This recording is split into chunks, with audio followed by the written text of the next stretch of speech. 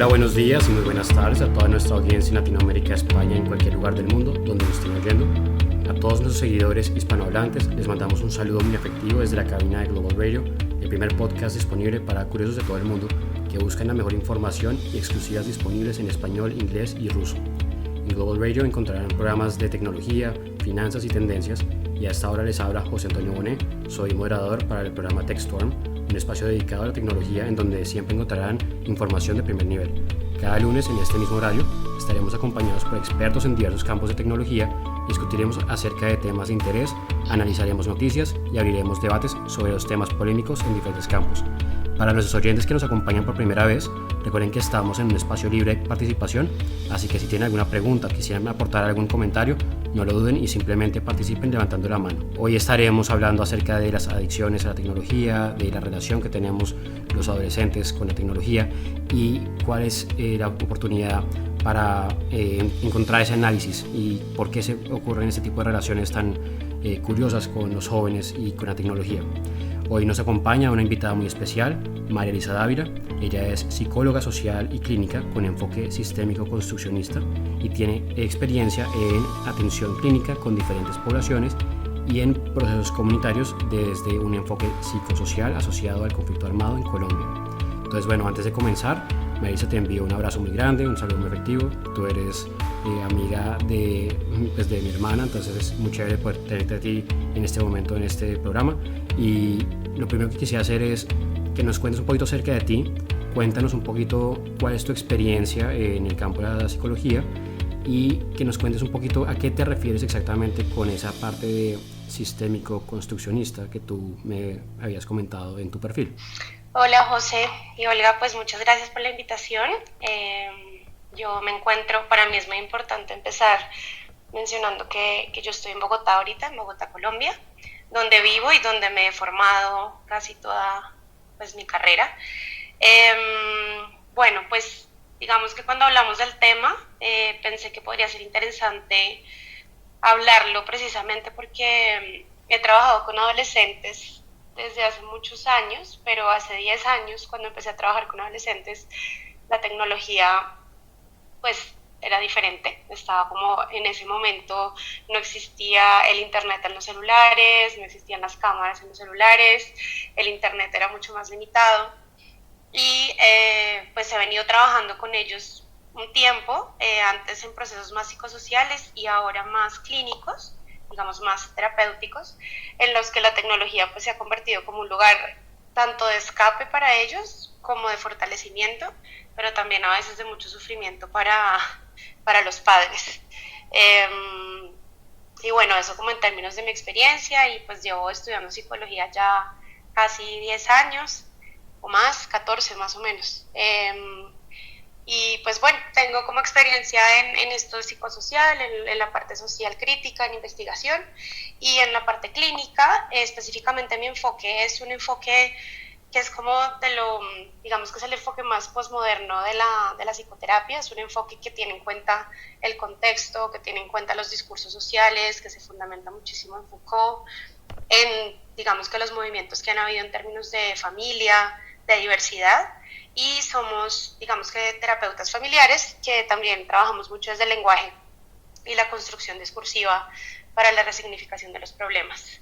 Así algo como más general, entonces ese es mi enfoque, por así decirlo. Sí, bueno, pues es muy interesante y hablabas acerca de pues esa relación que existe tanto positiva como negativa que se ha generado a raíz de la tecnología. Entonces quisiera partir de ahí y preguntarte para ti qué es lo positivo que le encuentras a la tecnología desde un punto de vista psicológico que le ha aportado, digamos, a la creación de nuevas relaciones entre los adolescentes y qué es lo negativo también que se está generando a raíz del uso de la tecnología. Bueno, pues digamos que yo siento que siempre hay positivos y negativos, pero también hay puntos medios y los puntos medios también es importantísimo encontrarlos.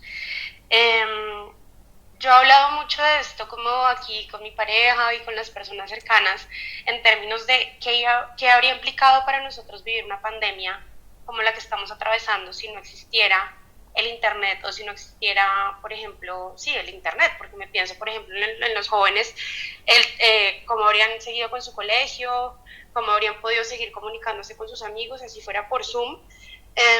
Entonces siento que en términos positivos, pues obviamente hay una fortaleza muy grande que implica una socialización incluso con personas que no están en la misma ciudad, el mismo país, en la misma hora, y que implica también una facilidad para la búsqueda de información, en términos de pues saber usar Google, utilizar las fuentes, y eso creo que es súper importante y creo que, mejor dicho, mejor que exista el Internet a que no exista para los jóvenes. Pero también siento, que es como el lado negativo, por así decirlo, que sobre todo para los adolescentes, los que están entrando en la adolescencia, tener todo en una pantalla se convierte en un lugar de socialización, que no es un lugar de socialización en donde haya, por ejemplo, contacto visual, donde no hay una escucha en la que nosotros estamos como hablando en un ritmo, porque si nosotros nos ponemos a mirar cómo conversamos cuando estamos de manera presencial, nos damos cuenta que estamos habituados a leer tanto lo verbal como lo no verbal. El lenguaje no verbal es lo que nos referimos como con el movimiento de las manos, cómo la gente se sienta, la gente se para, las muecas que hacen cuando están hablando. Y muchas de esas cosas, si bien hay cámaras, las personas, pues es muy distinto relacionarse cuando no estás viendo a otro enfrente tuyo.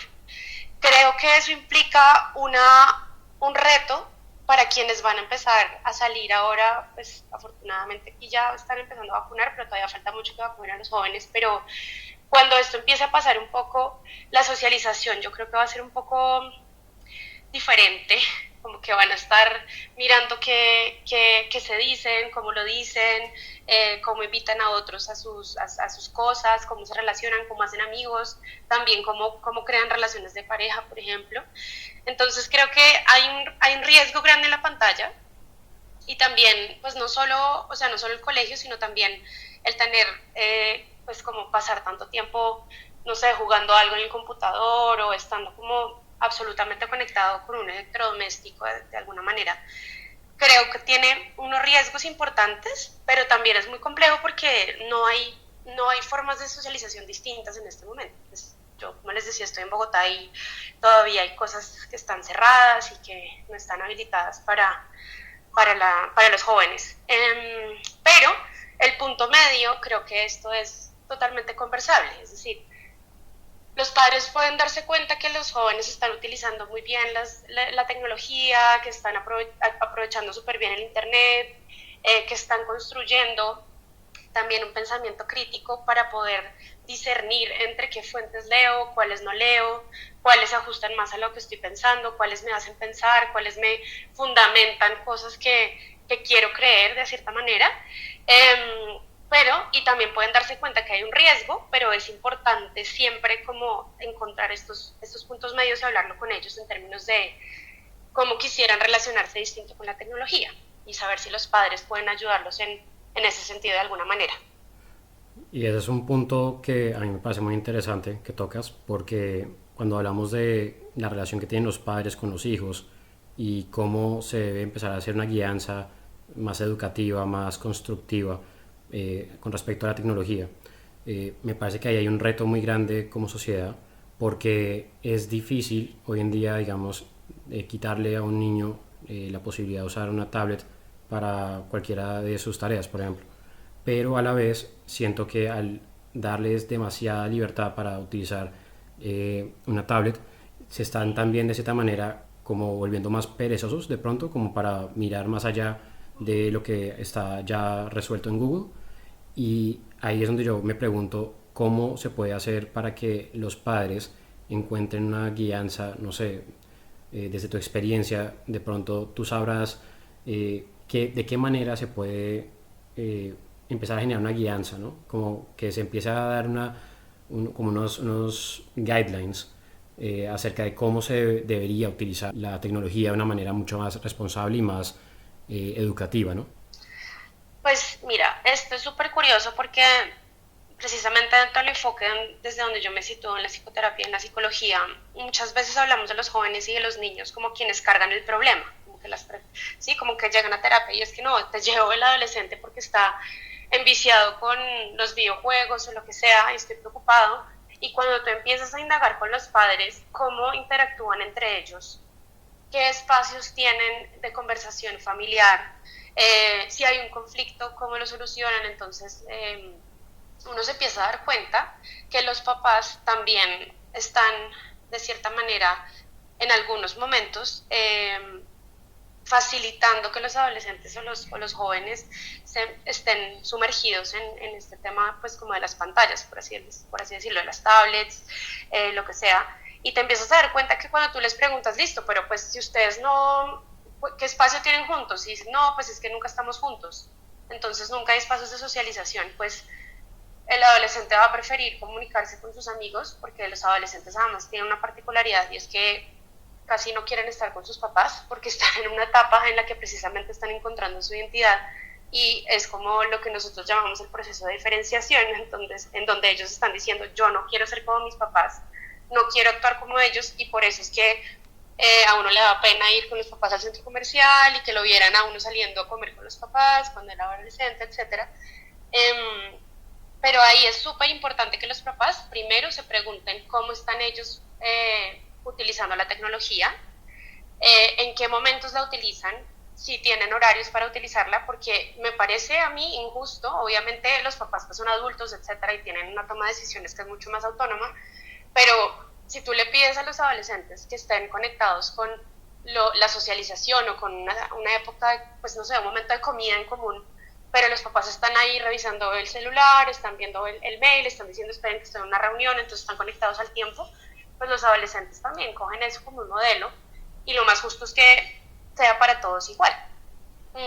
Entonces creo que un guideline primero es que los papás se pregunten cómo lo están haciendo y que también se permitan preguntarse si para los jóvenes o bueno, para los adolescentes está siendo más fructífero para su crecimiento estar ahí vinculados en la tecnología y qué escape o qué lugares de encuentro les da la tecnología.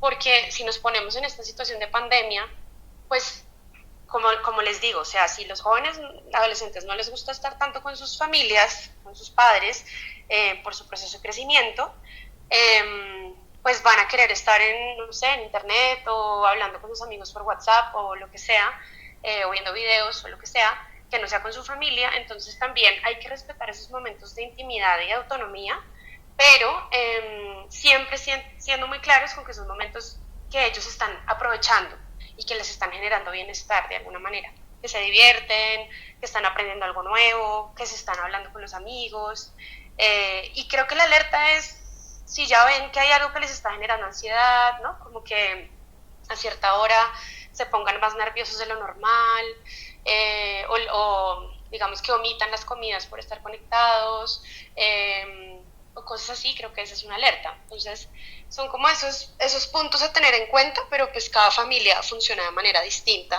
Claro. Y eso pues es lo que nosotros vamos evaluando. Totalmente. Vamos a volver con ese tema porque hay mucho que hablar. Y antes de hacer eso, voy a continuar con una pequeña pausa comercial para nuestro patrocinador, que es So Easy Insurance, la marca de seguros, que es una gran opción para todos aquellos que están buscando hacer un viaje o para quienes estén pensando estudiar en el exterior o necesitan un seguro internacional e inclusive para quien quiera asegurar algunas de sus propiedades o negocios. So Easy Insurance te ayudará a ahorrarte dolores de cabeza. En ella encontrarás hasta 5 líneas de negocio diferentes. Entre ellas encontrarás seguros para tu vehículo, propiedad, salud y estilo de vida, riesgos profesionales y otras modalidades. Tan solo tienes que escribirnos en cualquiera de nuestras cuentas de Global Radio y te daremos 10% de descuento en tu compra. Conéctate ya en www.soeasyinsurance.com.cy y dile adiós a los riesgos. En nuestro segundo bloque vamos a hablar acerca de cómo la tecnología ha hecho parte fundamental en el crecimiento educativo de los jóvenes.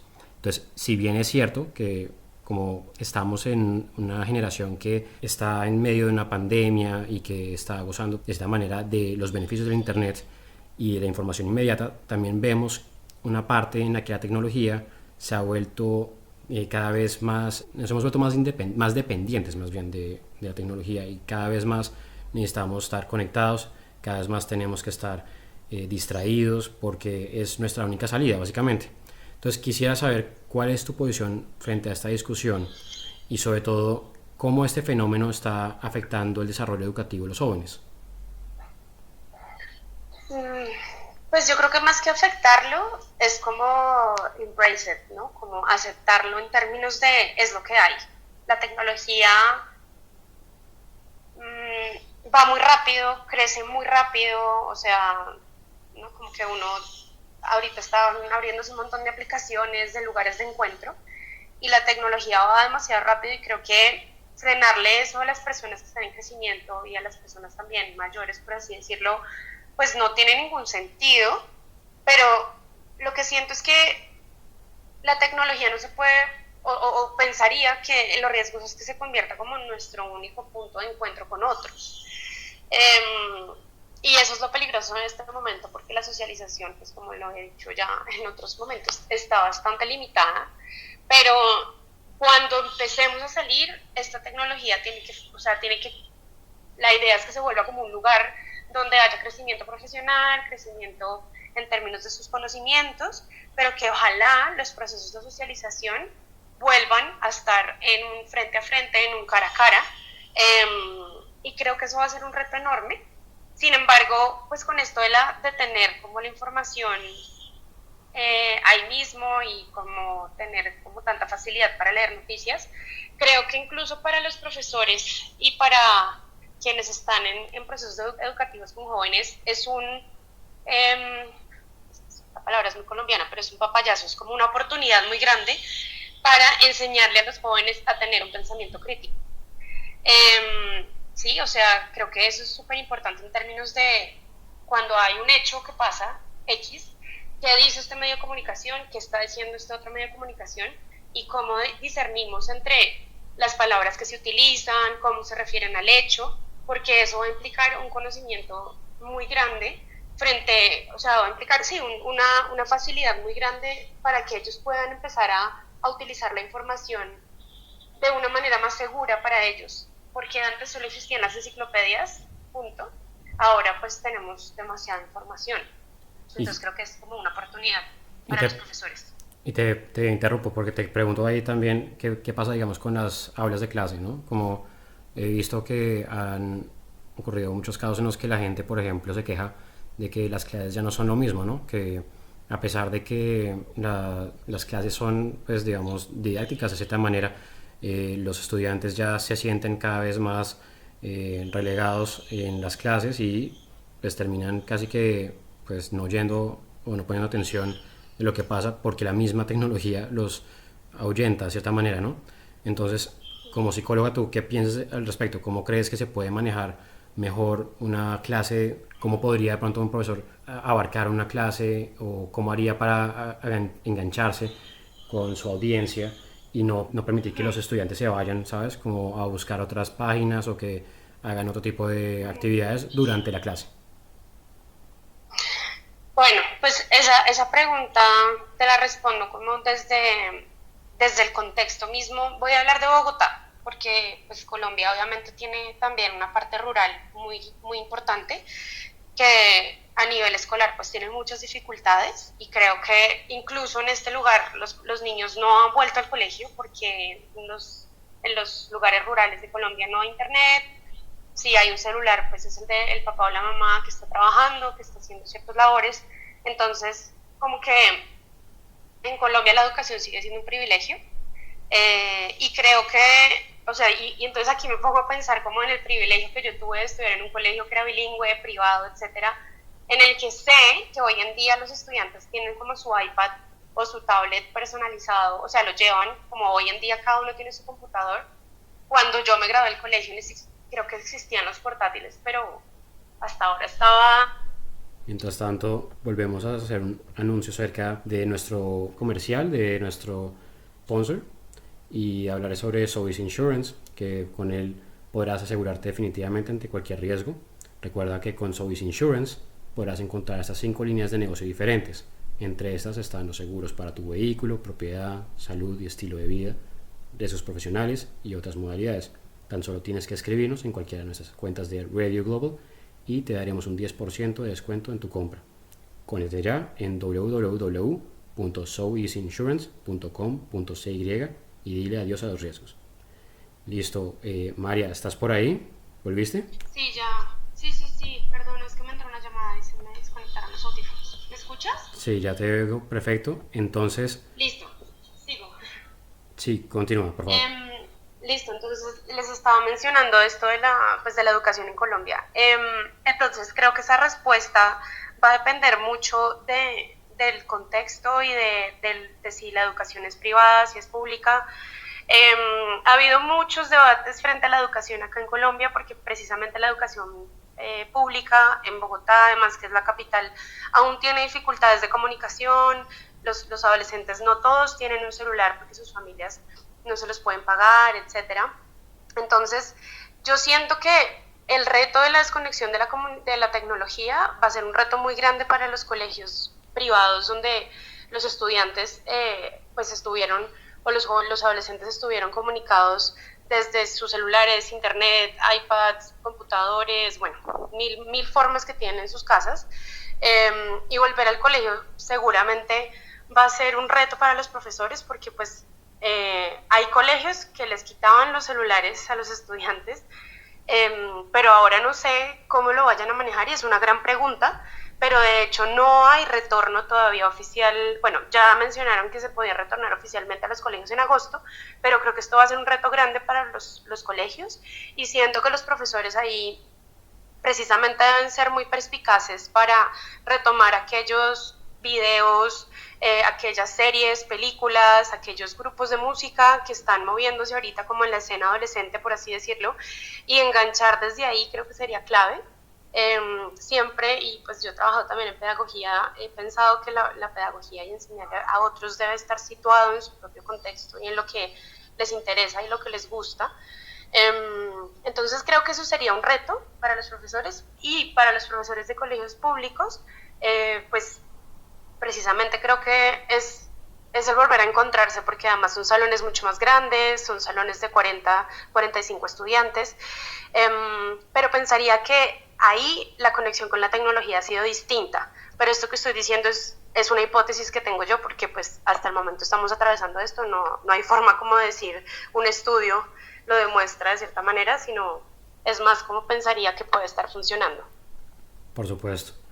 Bueno, no, ese es un tema que, por supuesto, vamos a tener que estar hablando en el tiempo porque, claro, es lo que se nos viene y las próximas generaciones van a verse afectadas probablemente por el tema de la pandemia y va a haber hasta un cambio generacional que se va a llamar The Pandemials, como hemos visto por ahí en internet.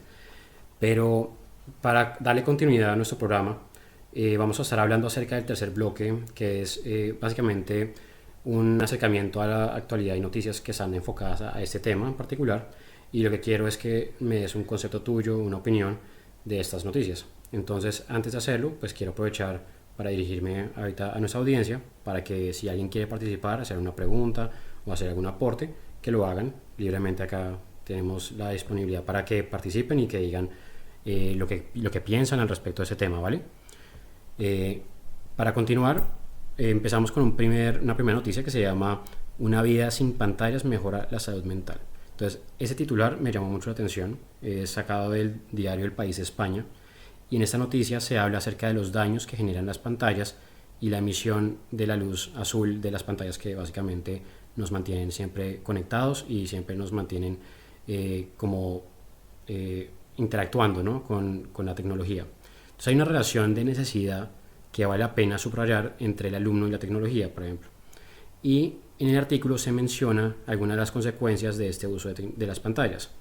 Y entre ellas se habla de la falta de sueño, de las reacciones impulsivas, de la necesidad de estar conectado siempre. Y si bien las pantallas hoy en día son tan necesarias para los jóvenes en los colegios y las universidades, ¿cómo podemos hacer para que ellos no se aíslen en las pantallas y prefieran dedicar su tiempo a actividades lúdicas o parques o museos o otro tipo de actividades? ¿Tú qué opinas?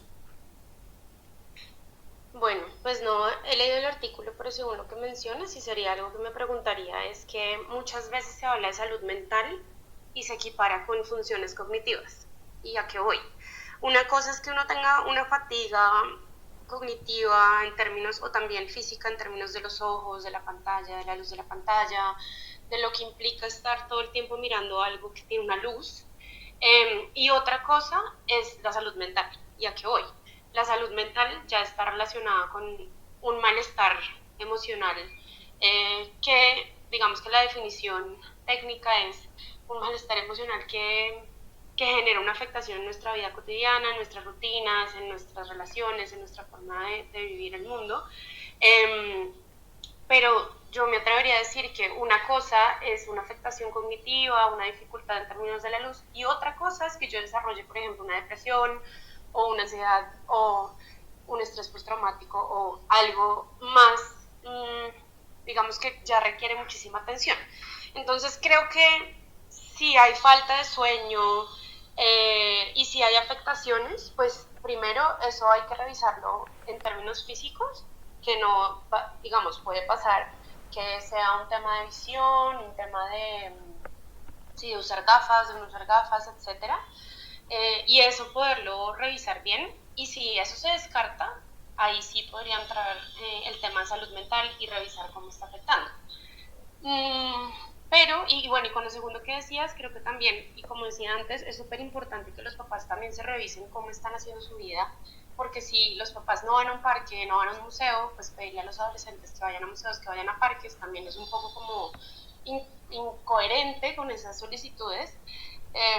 Entonces los padres tienen que ponerse, esto también es muy colombiano, pero ponerse la 10, o sea, como ponerse juiciosos para empezar a llevarlos a los museos, empezar a llevarlos a los parques, leer juntos libros, por ejemplo. Creo que durante la pandemia la lectura sí se aumentó muchísimo, pero pues también está el Kindle, ¿no? También la gente lee en el iPad. Pero creo que estos espacios de imaginación son súper importantes, no como el espacio de tengo la información ya y estoy conectada con el presente, sino también como esos espacios de, de idear el futuro, de tener imaginación, de también regresar a historias pasadas en términos pues de novelas o historias, sí, libros que nos llevan como a otros lugares. La imaginación acá es súper importante y, y es, sí, o sea, como que siento que para los padres es algo que se debe mantener vigente. Chévere. María, te pregunto, ¿tú conoces acerca del caso de Greta Thunberg? Sí. Sí, has oído de ella, ¿vale? Bueno, básicamente un podcast que hablaba sobre cómo la tecnología se está utilizando también para generar un poco de diferentes... bueno, por un lado está el tema de la producción empresarial y de la producción de ideas y de lo mismo de generar activismo político a través de redes sociales. Entonces, en el caso de Greta Thunberg llama mucho la atención cómo las redes sociales y los medios digitales apoyaron esa iniciativa para apoyar el medio ambiente. Y también tenemos un caso muy similar en que se utiliza tecnología desde un punto de vista más empresarial, como es el caso de Mark Zuckerberg cuando creó Facebook en su dormitorio, básicamente siendo pues, un estudiante. Y si bien se dice que no debemos exponer a los jóvenes demasiado pronto a la tecnología, y es muy posible que, contrario a lo que se cree, esta esté propiciando unos cambios culturales y sociales más fuertes. ¿Qué aspectos crees que se requieren desde el punto de vista psicológico para que los jóvenes utilicen la tecnología de esta manera más proactiva? Está compleja. Hay muchas cosas ahí. Yo creo que todo está, bueno, no todo, pero pensaría que es muy importante entender la función de la tecnología en la vida de las personas. O sea, es como todo, ¿no? Es como el consumo mismo también de sustancias, el consumo de, no sé, series, de películas, de libros. Es como ese consumo o ese consumo en la tecnología y cómo estoy relacionándome con las redes sociales, qué función tiene en mi vida. Si yo estoy usando las redes sociales, por ejemplo, ha habido un movimiento ahorita, pues como les digo, yo estoy acá en Colombia y sobre todo lo he sentido muy fuerte en Bogotá en términos de el cuerpo y las mujeres, porque cuando empieza la pandemia empieza a haber como 3 meses en los que todas las mujeres en sus redes sociales estaban mostrando el deporte, ¿no? Como la comida saludable, el no te engordes, porque estamos encerradas, entonces, ojo, no te vayas a engordar. Y empiezan a generarse otra contraposición de discursos que están diciendo, no importa si te engordas, estamos en un momento extraño, tu cuerpo está atravesando muchas cosas en términos del encierro, de lo emocional, del miedo que da el virus. Entonces, ahí empiezan a generarse estas diferencias de qué consumes y cómo lo estás consumiendo. Y ahí los padres también, esto es más complejo porque empieza a entrar en juego la intimidad de los jóvenes y de los adolescentes, pero creo que no se trata de aislarlos de la información, sino de hablarlo con ellos en términos de, bueno, esto que estás escuchando, por ejemplo, de ser fit, de hacer ejercicio, ¿cómo lo escuchas? ¿Es algo que te parece útil para ti, que te resuena? Hay gente que dirá, sí, para mí el ejercicio es súper importante y pues siempre el ejercicio debería hacerse y es súper importante, pero no todos, y yo me incluyo, tenemos la facilidad de, o la rutina de hacer ejercicio de manera diaria. Y también está bien que haya un reconocimiento del cuerpo de una manera mucho más tranquila, sobre todo para las mujeres que hemos cargado con tanto estigma frente a los cuerpos gordos y frente al tener un cuerpo que sea como mostrable en redes sociales. Entonces pongo este ejemplo, es un ejemplo de muchos, pero creo que es precisamente eso, como qué función está teniendo en la vida de los adolescentes la tecnología, cómo la están utilizando y cómo se están relacionando con las redes sociales. Y esto que mencionabas de los cambios, pues yo siento que los cambios son inevitables, ¿no? Y desde mi punto de vista, siento que muchas veces nos resistimos al cambio y el cambio llega de cierta manera y son movimientos sociales que se generan y son movimientos que permiten, en mi caso también es algo que hablo mucho y es estos cambios, y ese cambio no fue precisamente por la tecnología, pero fue el que las mujeres pudiéramos votar, ¿no? Ese es un Claro. cambio súper importante. Entonces creo que los cambios están ahí, ¿sí? Hay cambios que son inevitables y muchas veces los estamos como postergando o los estamos como teniendo temor, y creo que la tecnología sí los impulsa, pero sí nos arrolla a veces, ¿no? A veces nos tiene Claro, como, no, va por más rápido. supuesto. Sí, porque uno muchas veces piensa inclusive que uno se siente motivado o influenciado de cierta manera por nuestros mismos ídolos y todo, pero a la vez puede funcionar al revés, ¿no? Puede servir, en lugar de que te esté motivando para cambiar, digamos, algún mal hábito que tengas, puede estar de cierta manera también generándote otro tipo de interacción con la tecnología que hace que pues, te conviertas en una persona pronto con más inseguridades, ¿no? Es un tema que llama mucha atención porque si bien uno tiene el caso de Greta Thunberg, que ella estaba viendo videos y estaba leyendo artículos y por medio de este tipo de interacción con la tecnología ella se volvió activista. Eso es una respuesta muy positiva, digámoslo así, pero también puede ocurrir la otra cara de la moneda donde la gente pueda sentirse, no sé, de una manera ensimismada, como que esto no me gusta. El tema de la pandemia, por ejemplo, ha generado un montón de inseguridades en la gente que consume todo el tiempo redes sociales, que consume todo el tiempo medios digitales. Entonces, por ahí yo creo que también la psicología tiene que ser súper importante en este momento y que tiene que ayudar a la gente, sobre todo a los jóvenes, a entender cuál es ese camino en el cual tienen que separar también la tecnología de la vida real.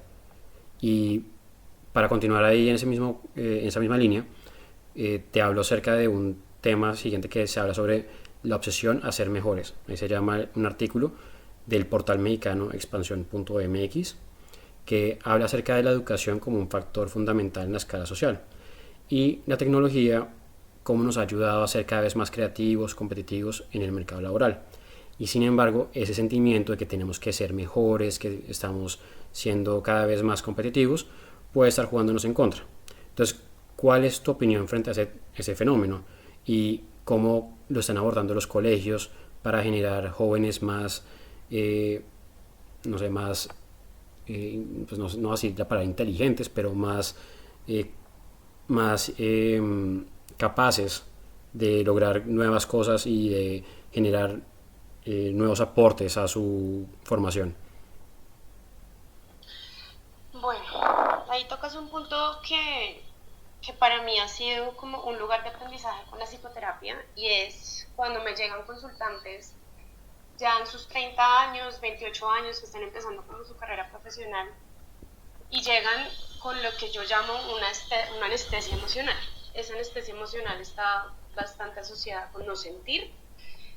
Y cuando empiezo a indagar, muchas veces me doy cuenta que está muy asociada a este tema de ser productivo, ¿no? Como a este tema de ser competente, de hacer mi doctorado, de hacer mi maestría, de tener el trabajo de mis sueños, de hacer la maestría donde me la soñé, de tener hijos, de tener familia, bueno, tantas cosas. Y esa productividad a mí me parece personalmente y profesionalmente muy peligrosa. Entiendo que hay un sistema socioeconómico que nos rige y que pues busca que tengamos que pues, fomentemos trabajo, que haya empresa, etcétera, pero esto a veces genera que hay muchas personas que ni siquiera cuando uno les pregunta cómo te sientes lo puedan decir porque sienten que eso los pone en un lugar de vulnerabilidad que no les permite producir. Entonces se vuelve un lugar muy fuerte, como una trampa, ahí sí, frente a la salud mental, que creo que es muy peligrosa.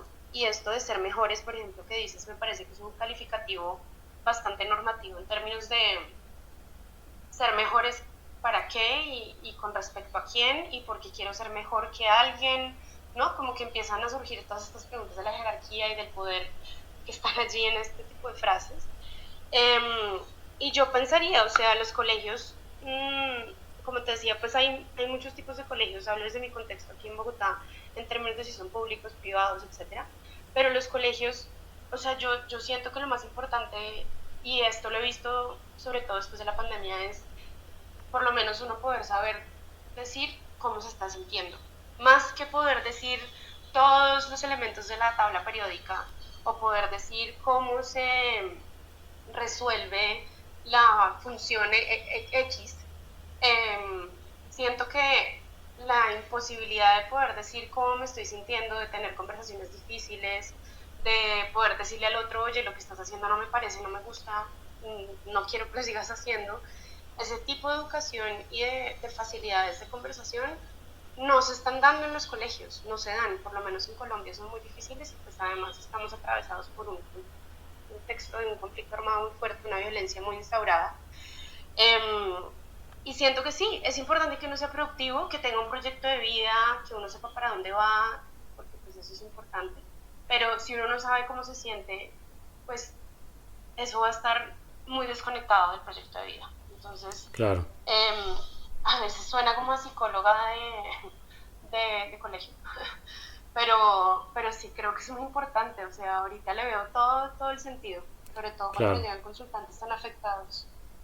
Sí, bueno, y ya que hablas de temas también de colegio, porque pues queremos indagar sobre cómo la tecnología está impactando a los jóvenes, en los últimos años pues, han surgido otras aplicaciones que permiten que las personas se conozcan entre ellas por medio de aplicaciones como Facebook, Instagram, Twitter, pero también hay aplicaciones de citas, por ejemplo, como Tinder, Badoo, Mamba, y esas aplicaciones pareciera que están también fomentando una actitud frente a la gente de una manera muy superficial. Entonces quería preguntarte, ¿es posible que hoy en día los jóvenes estén perdiendo habilidades básicas para relacionarse por el uso excesivo de la tecnología? Puede que las estén perdiendo. No, yo creo que están como dormidas, pensaría yo, porque uno no tiene, o sea, como que el socializar con otros es algo que, a menos de que hayamos crecido en una selva solos y no hemos visto, siempre lo vemos, ¿no? Como que igual se ve en las películas, las series, vemos a nuestros papás socializar con el del mercado, con el portero, lo que sea. Esa socialización siempre está ahí. Creo que puede estar dormida, pero que hay algo que me parece muy interesante y es que hoy en día también la socialización, sobre todo por todo lo que estamos hablando en términos de ser mujer, de ser hombre, o bueno, de encontrarse dentro de un género específico y una orientación sexual específica, hay muchas personas que yo siento que está pasando que no saben cómo relacionarse con otros, porque ya los estándares pasados de cómo relacionarme, por ejemplo, en una relación heterosexual entre hombre y mujer, que le abro la puerta, que le pago la cuenta, que entonces si nos casamos, el hombre es el que da la plata y la mujer es la que se queda en la casa, que son modelos que aún siguen instaurados en muchas familias y que, pues, de nuevo, como estoy hablando desde el contexto colombiano, pero los jóvenes están creciendo en un contexto donde se está hablando de la mujer como pues como personas que podemos trabajar, que podemos pensar, que podemos tener una vida y una decisión sobre nuestros cuerpos. Y eso está generando también un cambio en cómo los hombres y cómo las mujeres también se están relacionando entre ellos. Entonces es un cambio súper fuerte, no solo por la tecnología, sino también cómo coqueteo con ella o cómo coqueteo con él, sabiendo que el consentimiento es súper importante. Sí, siento Exacto. que es un quiebre súper fuerte, como en lo que estaba pasando antes. Sí, Me parece interesante. y ahí tocas un tema que quería recalcar, que es el tema, digamos, de, pues sí, el coqueteo, ¿no? Que uno dice, pues es algo muy como natural de las personas y que yo siento que en la medida que uno utiliza redes sociales o las aplicaciones, yo sí siento que cambia mucho esa interacción, ¿no? La forma como uno la hace en redes sociales o en Tinder o en Badoo son completamente diferentes, claramente, que como uno lo haría, digamos, en persona. Pero entonces lo que me parece a mí también es que la gente se acostumbra a utilizar las redes sociales, lo he visto mucho acá en Rusia particularmente, como la gente tiene esa eh, carencia, digamos, de crear relaciones de una manera como en Colombia las conocemos, ¿no? Como que tenemos, siento que acá el impacto de la tecnología ha sido más fuerte y entonces la gente tiene una segunda vida y un poco más fuerte, más relacionada a su vida digital y hace que la gente cuando tú las conozcas en persona sean completamente diferentes a la persona que tú tenías en mente cuando la viste en Tinder o en Facebook. Y entonces me parece curioso. ¿Y tú qué crees sobre eso? ¿Crees que en Colombia también vamos para allá? O por qué crees que en Colombia somos tan diferentes en ese tema cultural? Y qué tiene que ver ahí la tecnología? Uf, pues yo creo que, bueno, yo no conozco Rusia, ni conozco, creo que no conozco a nadie de Rusia, pero bueno, yo creo que Colombia tiene una particularidad, es que también su lugar de resistencia, desde incluso cuando llegaron los españoles a invadir el territorio,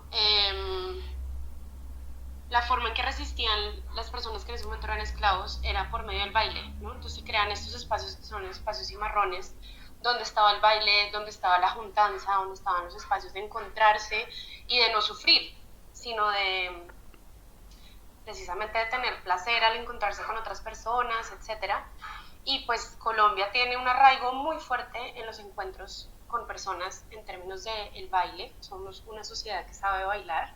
Bueno, pues obviamente no todo el mundo, pero sí estamos muy familiarizados con el baile desde que somos chiquiticos, Claro, chiquiticos, así tengamos uno u otro papá que no sea de acá, igual hay el papá o la mamá que sea de acá, o la tía o la abuelita le enseñó a uno a bailar lo que sea, sí, o como claro. fuera.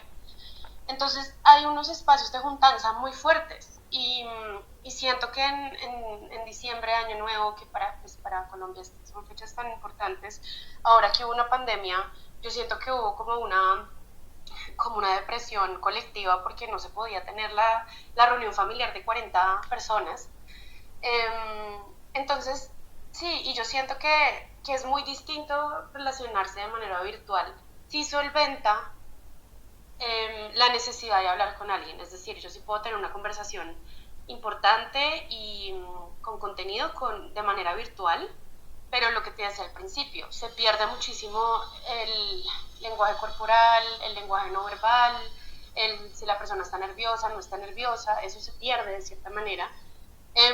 Y no sabría por qué en Rusia pasa de esa manera, pero aquí la gente, y pues tengo personas cercanas que han estado solteras en su cuarentena y ahora están volviendo a abrir estas aplicaciones y son lugares muy complejos, porque además está el miedo al virus y porque también, sí, uno como que se oxida y no sé si les ha pasado, pero a mí me ha pasado que la primera vez que yo salí, cuando abrieron en Bogotá y cuando abrieron los restaurantes y vi una persona nueva hablándome en una mesa, yo lo miraba y decía, uy, una persona diferente, ¿no? Como que uno de cierta manera se oxidó frente a eso. Y creo que reconocerlo es importante. No sabemos cómo solventarlo, pero reconocerlo es importante, como saber que posiblemente va a ser distinto cuando las cosas vuelvan a abrir, pues por lo menos acá en Colombia.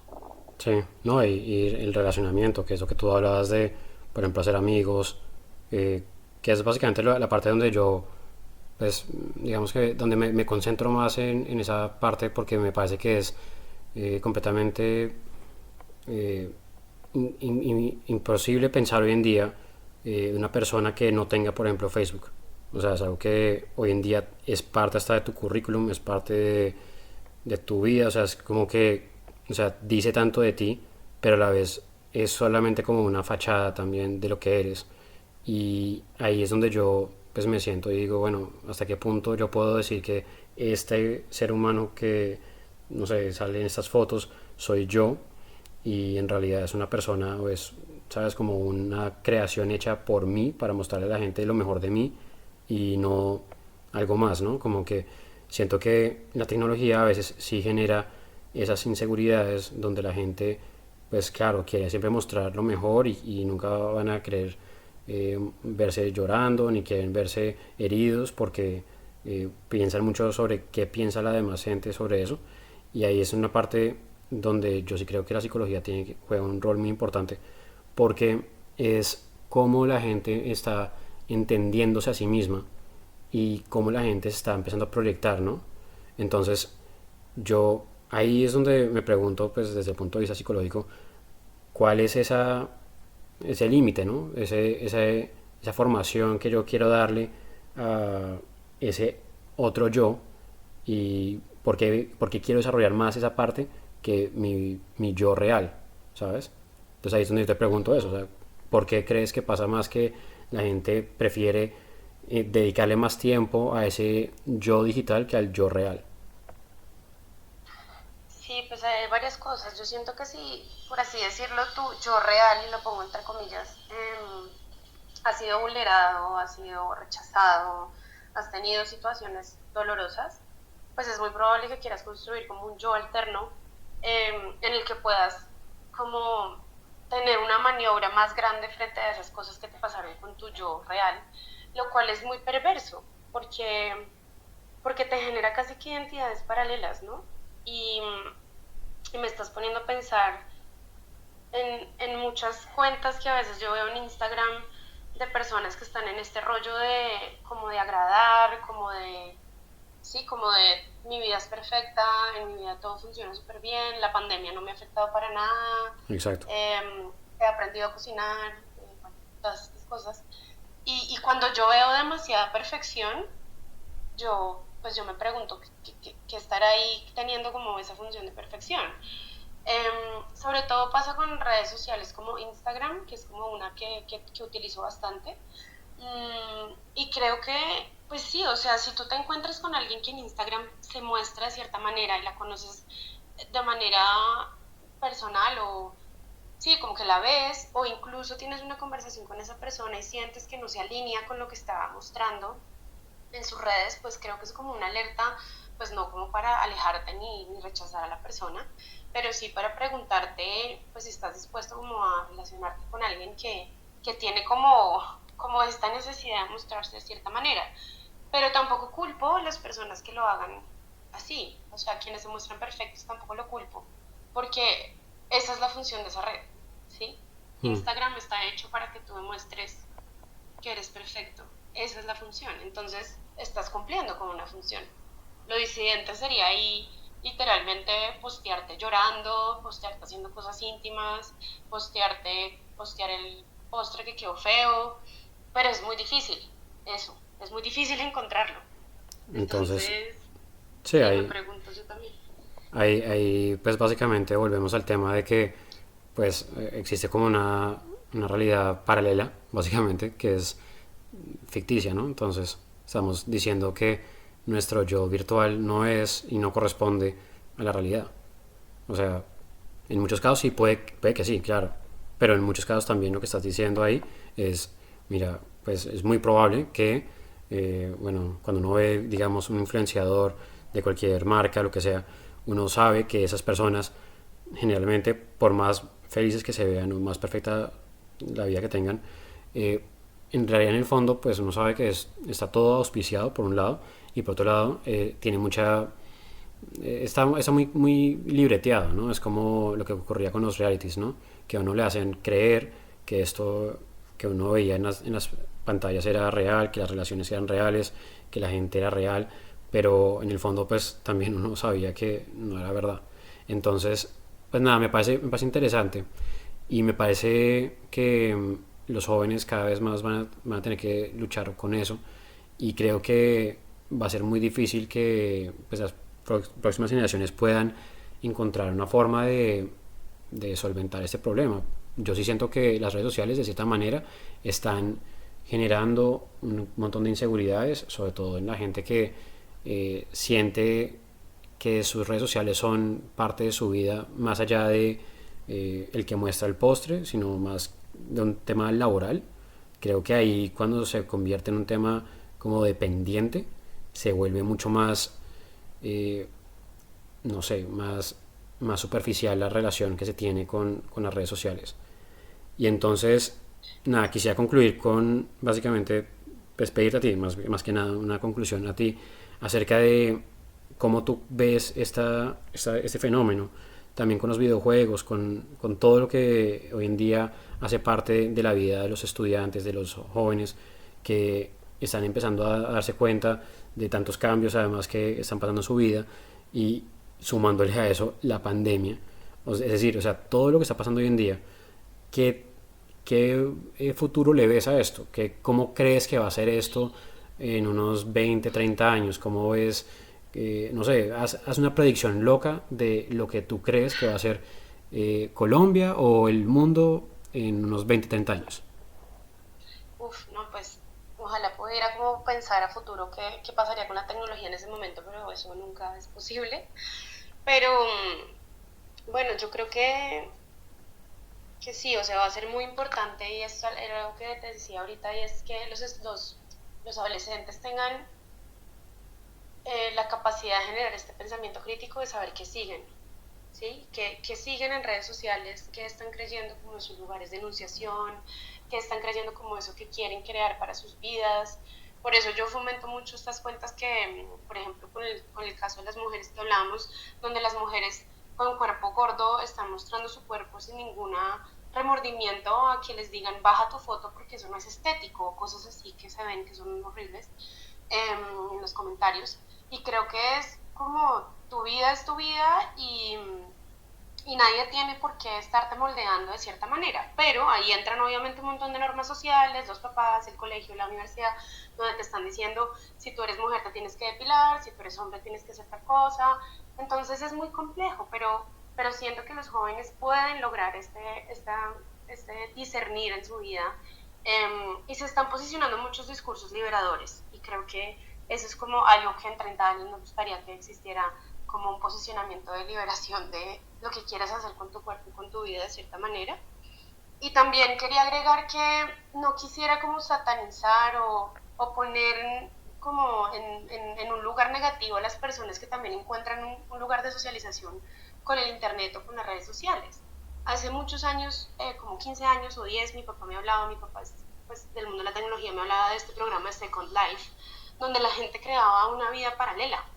Y para mí eso fue muy loco escucharlo, pero también siento que hay personas que les cuesta mucho la socialización cara a cara, y que eso es válido, y que si esa es una dificultad que tienes, o la forma en que tú vives tus relaciones y te funciona tener relaciones por chat, por Tinder, por webcam, por lo que sea, pues es una posibilidad. Si eso te permite vivir la vida y te permite ser una persona que está tranquila con su vida, también es importante, pero que sea una decisión y que sea algo sí, como que no te genere un malestar. Ese es como lo que yo diría frente Uh-huh. a estos lugares de la tecnología. Perfecto. No, pues Marisa, de verdad, muchas gracias por tu tiempo. Ya llegamos al final de nuestro programa. Lo primero que quería hacer era pues agradecerte a ti por haber estado acá, por participar en este programa de TechStorm, y por supuesto quería regalarte unos minutos porque como bien lo hemos hablado antes, quería que te refirieras ahorita a nuestra audiencia para que les hables, cuéntales un poco acerca de tus proyectos, cuéntales acerca de cómo te pueden contactar y de esa manera pues ellos te pueden escribir o buscarte en redes y nada, pues acá promocionar tu proyecto, el que tengas. Sí, muchas gracias, no, a ustedes por el espacio. Pues, digamos, ahorita yo me estoy dedicando a la psicoterapia. Soy psicoterapeuta sistémica, como les mencionaba al principio. Mi cuenta de Instagram, que es lo que manejo más, es @marielisadávila.j. No sé, José, si por ahí lo podemos dejar en texto. Claro No que sí. sé, pero... Ah, bueno, lo arreglamos. María Elisa Dávila J. También estoy en Twitter como Clementina369. Y soy psicoterapeuta, pero también trabajo como haciendo talleres, procesos de escucha, espacios de escucha. También he trabajado en temas de pedagogía. Entonces, nada, pues quedan mis redes abiertas para cualquier pregunta que tengan y pues igual es súper importante que siempre sepan que la psicoterapia, como siempre digo, no es un masaje, no es como una sola sesión en la que todo se solvente, sino que es un proceso y que, bueno, que les invito a ir a psicoterapia en los medios que puedan, en donde estén. Y eso, Genial, ya, muchas gracias a ustedes también.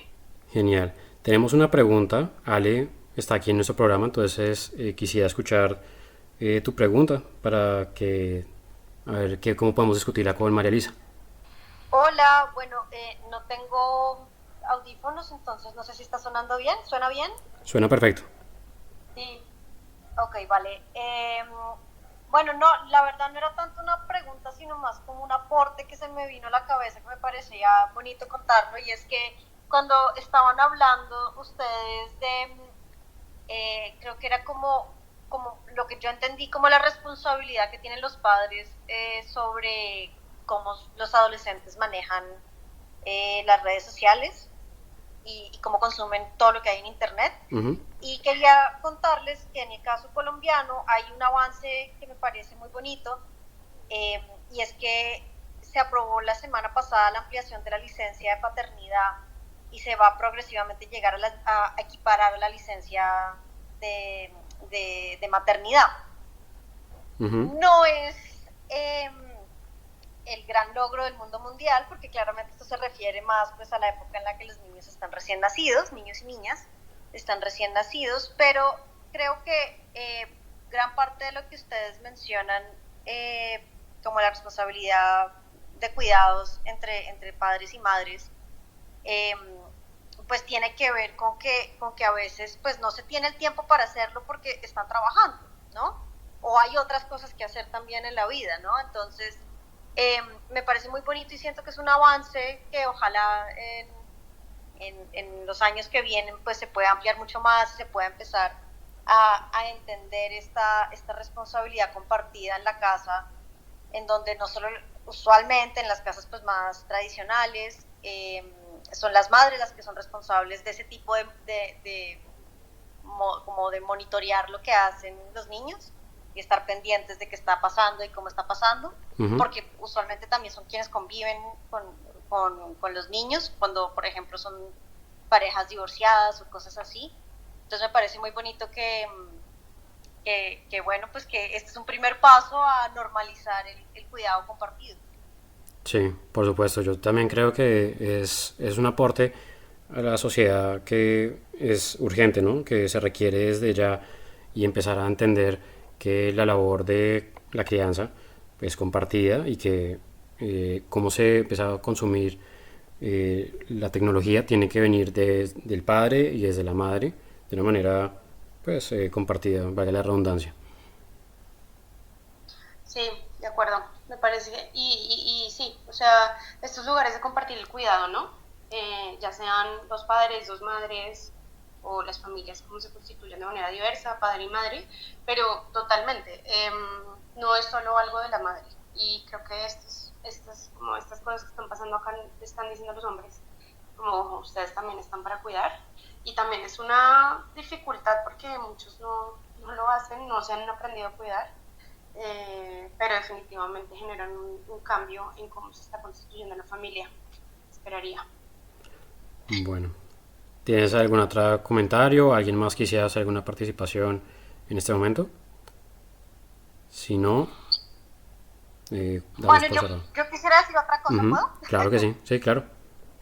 No, que estaba pensando que otra de estas cosas que pasa y está relacionado con esto que hablamos como de los trabajos de cuidados en casa, y es cómo la tecnología nos hace estar siempre siempre disponibles.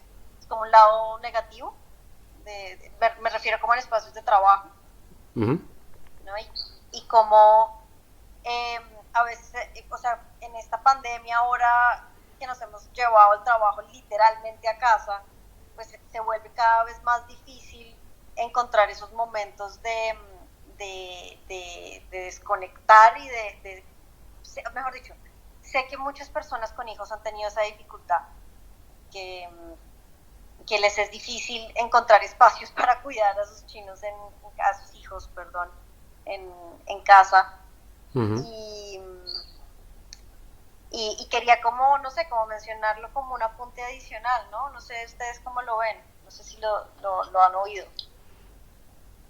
Sí, vale, ha sido muy fuerte. Yo estuve trabajando en una entidad del Estado hasta hace poco y muchas madres con las que trabajaba al final, como de noviembre, me estaban llamando con un agotamiento muy fuerte. Había un punto muy doloroso que escuché y era como, no puedo cuidar a mi hija y siento que se va a enfermar por esto o me va a odiar, ¿no?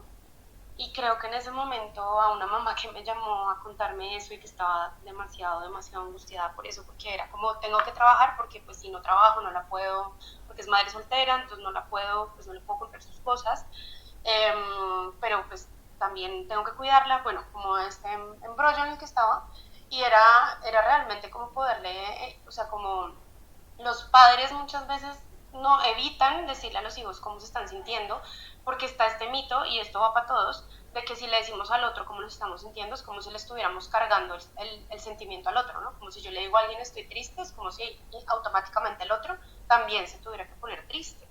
Y es súper válido que los papás también digan, oye, estoy preocupado, oye, me duele verte así, etcétera. Obviamente, pues una niña de 3 años no va a tener una reacción como la tendría un niño de 9 o 10 años, pero no se trata de preocupar al otro, sino como de tener una claridad frente a cómo nos estamos sintiendo, porque esa posición que ella estaba teniendo de soy perfecta y que es muy perversa y que es muy dolorosa, soy perfecta, puedo trabajar, puedo ser madre, puedo cocinar, puedo hacer el aseo, todo el tiempo la estaban desgastando a ella de una manera que al final pues colapsó, ¿sí?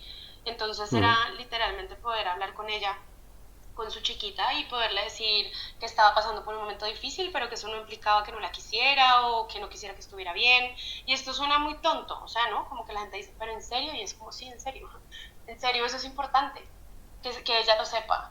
Y Claro, más adelante hablarán de ese momento difícil y será como, uff, atravesamos un momento difícil, pero pues ya pasó. Y eso los va a hacer más fuertes, pero si eso no se habla, pues imagínense, o sea, es como un fantasma ahí rondando la casa y las emociones, ¿no?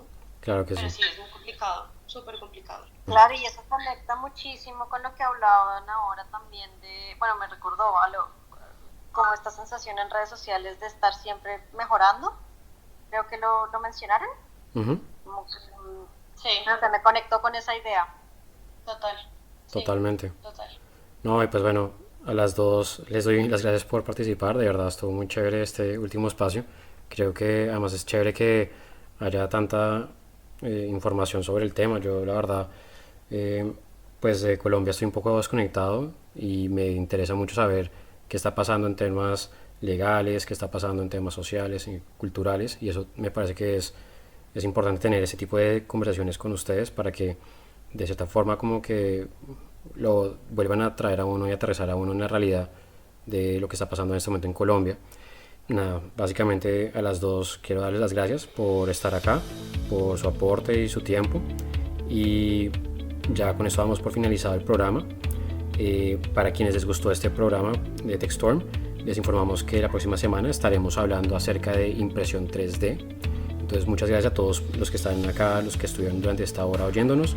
En la próxima emisión tendremos nuevos invitados de diferentes campos, y por favor no olviden suscribirse a nuestras redes sociales en @globalradioofficial. Y les hablo José Antonio Bonet. Mucha suerte, sigan curiosos y sigan acompañando este proyecto. Chao, chao.